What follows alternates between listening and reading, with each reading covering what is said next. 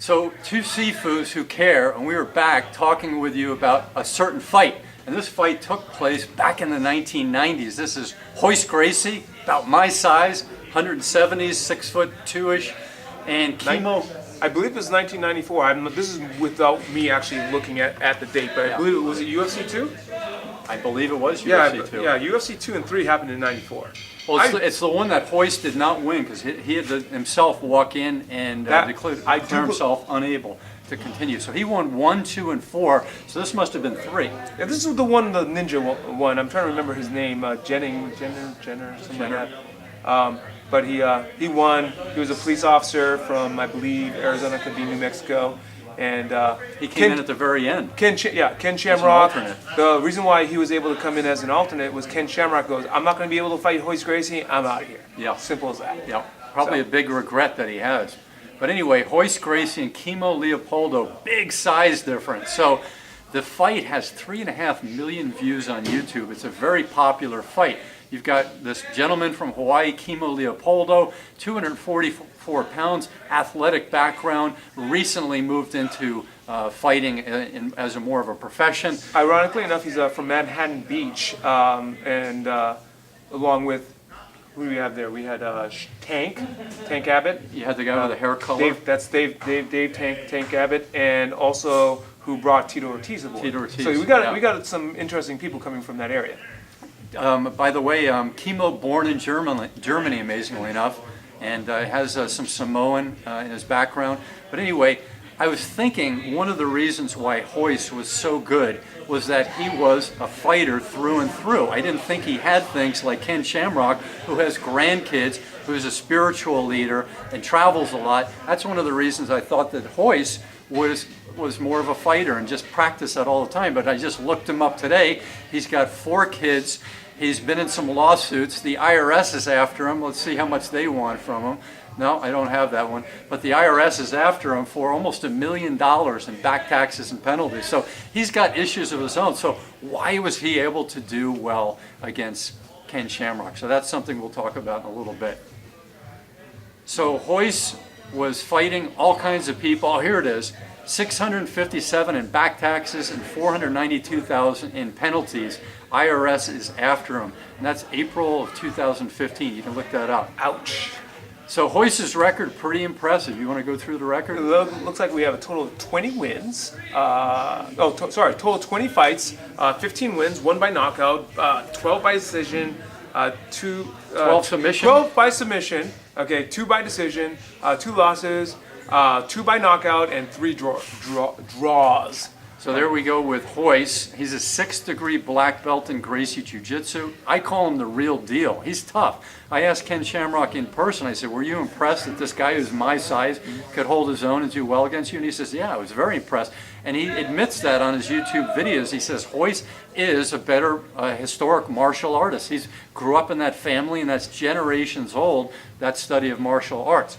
However, he's not as physically powerful. Royce Gracie. I've never gone on the mat with Royce, so I can't speak of this. But I have yet to meet anybody who's gone into and has done grappling for any length of time and have not developed functional muscle. So this idea that he's not physically powerful or physically strong, it's amazing if you know your leverage, how physically strong a person may feel in a very specific hold. Yeah, that's true. I talked to Bob Wall just this weekend because Bob Wall told me that back in the day in the 70s, he was with Ali, who outweighed him by 30 pounds, and Bob was able to move him around the ring with no problem. And I said, how'd you do that?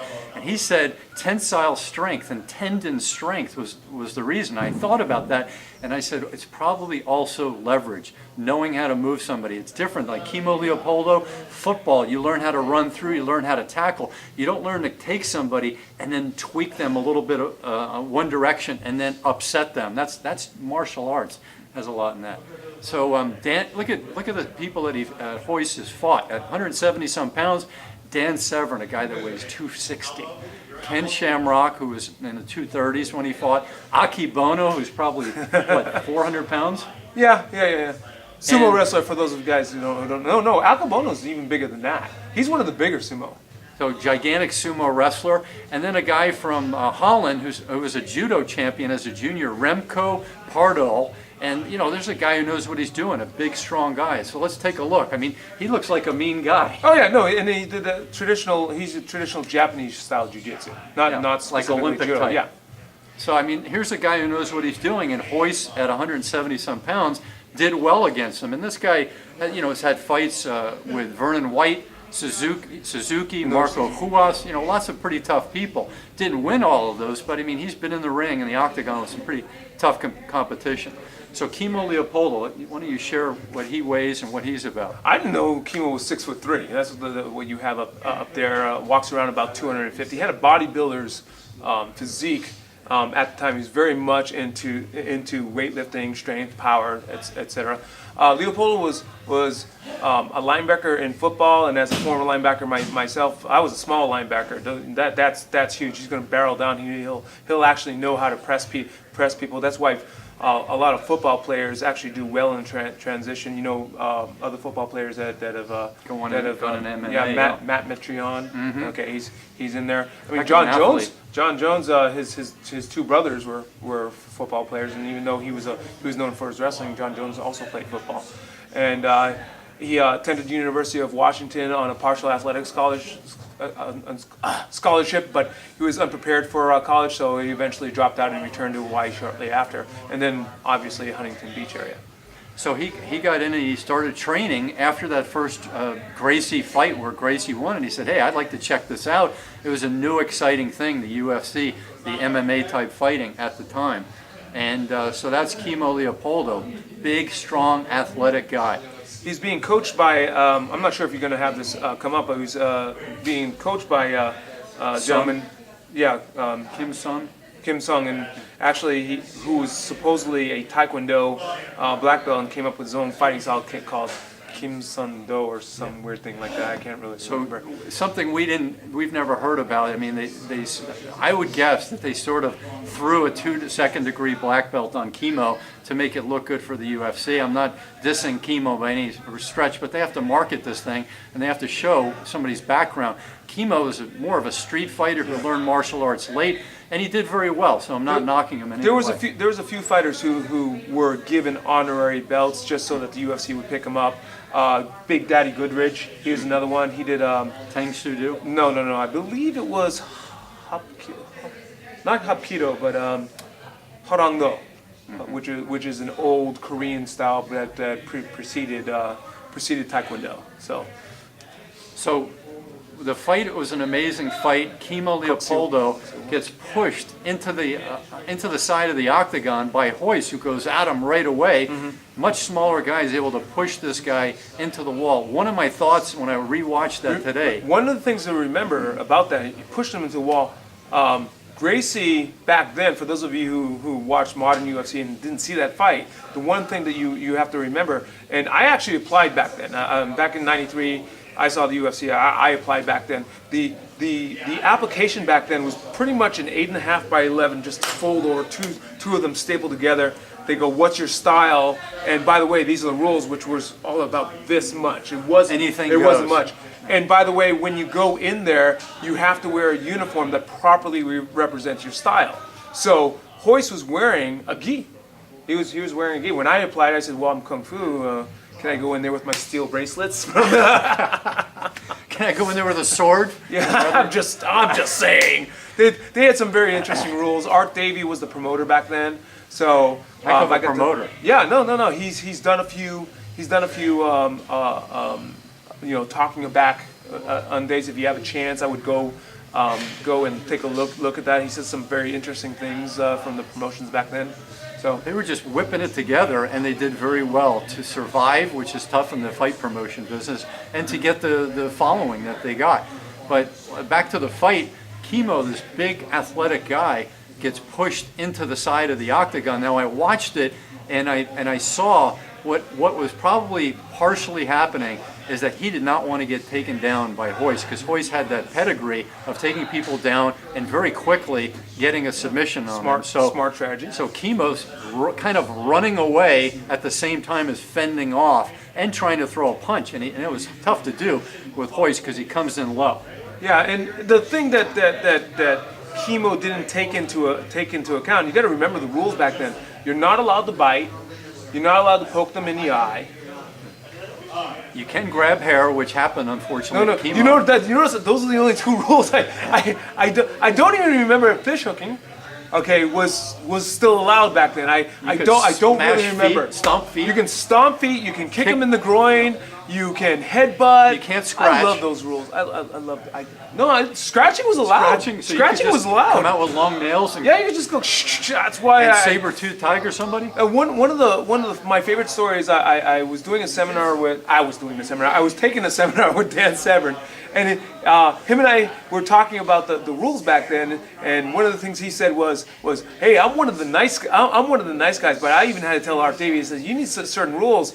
You know, I'm a nice guy, but nothing's saying that I can't reach down for that ear and just twist it and pull it off. Yeah. And I'm looking at that and I said, well, okay, my talk was actually very similar. I says, there's actually no rules that says my corner can't come over to the cage and help me out, or they can, or technically we're kung fu. I'm allowed to. I have weapons. Yeah. They go, well, it's assumed. I go, it's not in the rules. I'm just saying it's not in the rules. I don't know how to tell you that. You told him this on the phone back in '93? I told him back on the phone. This was actually when I talked to him. I was like 95, I believe. I applied in '94. So, but either way, Royce. Kimo came in, had hair, and Royce goes, well, there's a ponytail there. This is a fight. I'm going to grab that thing. Yeah, I'm just going to grab. Yeah, half that ponytail, if I remember right, got pulled out. I mean, there was some nice hair clump of hair got pulled out, and you could see it. And then the referee, has a bald spot from back then. The referee made it disappear before they cut, and then they show you the end of the fight, and all of a sudden it's gone. And is his name McCarthy, the referee? I believe Big John McCarthy. If this was number two, I don't think he was part. I think he came in number 3. I guarantee you, we'll bet on this. That's McCarthy and this Kimo. I'll have to look again. I can't remember. I just watched it today. He hasn't watched it in a while. Right. I told him I remember the fight, but I guess I forgot to remember the ref. So the ref is like making this hair, this ponytail disappear. So my take on the fight is that Kimo, big, strong guy, nervous, going as hard as he can to fend off Royce, and then gets taken down, using lots of nervous energy, runs out of gas, and gets armbarred with the upside-down armbar. That's my take on it. Your take on it. Upside-down armbar? I think they called it the inverted armbar. I think the only reason why he was upside down was he's trying to pick him up off the ground and such like that. But I'm sorry, what was your question? What do you think happened in the fight? What I kind of disagree with you. I think the outcome of the fight was going to happen one way or the other, whether he was nervous or not nervous. This is a guy who understood showmanship. So those of you before you see this fight, if you're going to go take a look at it, he comes to the ring with the crucifix. He was I believe a born again Christian. I'm kind of talking off the side here, but he was very religious at the time. He comes in with basically holding the cross. Carrying the cross on his back with a I said holding the cross. Yeah. Oh no, carrying a big gigantic cross, like an executioner's hood. So he was into showmanship. So being nervous that this is his first fight and he's drawn Royce Gracie. Okay, that I can understand. But his muscle mass at the time was not set for fighting. Just was not set. And this is back in the time. Again, if you don't understand UFC, everybody's like, yeah, 5-minute rounds. No time limit. No time limit.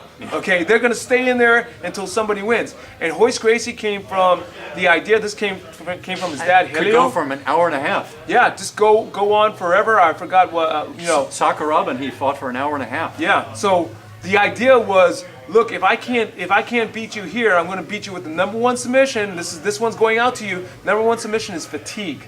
Okay, you can get. I don't care how big the person is. I don't care how strong they are. If you get them tired, they're going to give up. So that's our take on the fight. Kimo tapped out, and he barely had enough energy to tap out. He's getting his left arm submitted, and he's on his knees, which is a really bad place to be. I mean, if he was on his ground, a little bit more chance, but he's on his knees. So look at all the leverage on that angle when Royce is inverted.